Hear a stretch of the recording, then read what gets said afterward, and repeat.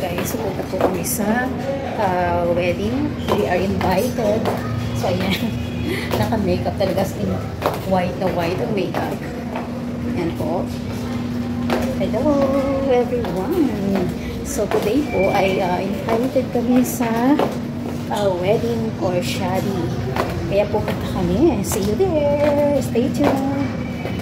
Welcome back to my channel. For today, ipapakita ko naman sa inyo kung paano kami mag-prepare ng aming mga isusuot kapag atin kami ng kasalan dito sa Pakistan ng hindi namin kamag-anak.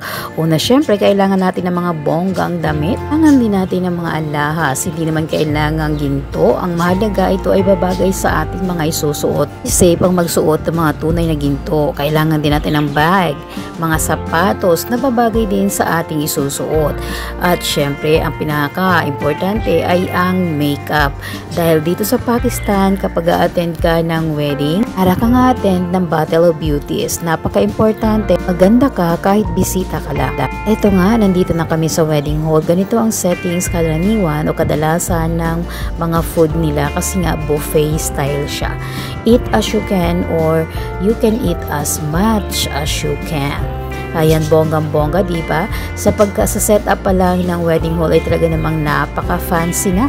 Kaya naman ang mga kasuotan ay talaga namang babagay sa lugar ng kasalan. Sa setup pa lang ng wedding hall ay talaga namang mapapawaw ka na. Ganito ang kasalan dito sa Pakistan. At eto nga, nandito na kami sa lugar ng kasalan. Hello to everyone! After ng wedding ceremony, kainan na. Tulad ng sinabi ko, eat as you can. Ang masaklap nga lang ay karamihan sa pagkain ay maanghang. Kaya naman, hindi mo rin mai-enjoy yung eat as you can. Di ko talaga kinaya ang angha. Mabuti na lang mayroong ice cream. Ito yung ice cream nila. Masarap siya. Para siyang homemade. Pero talagang malinamnam. At pwede naman siyang kainin with chapati. Kaya naman nag-enjoy na lang ako sa ice cream na unlimited din at mayroon din namang mga salad or salad with sweets. Kaya ito na lang yung in-enjoy ko. Unlimited din naman siya.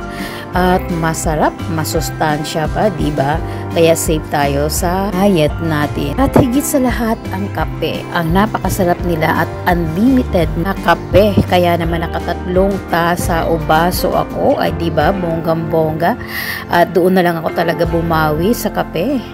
Ganito nga talaga dapat ang itsura mo kapag a-attend ka ng wedding o shadi dito sa Pakistan. At kadalasan, karamihan, mas maganda pa yung attendee sa bride. Battle of Beauty nga talaga ang umattend ng kasalan dito sa Pakistan. Thank you so much for watching. If you are new to my channel, please don't forget to subscribe, like, and share. Have a great day!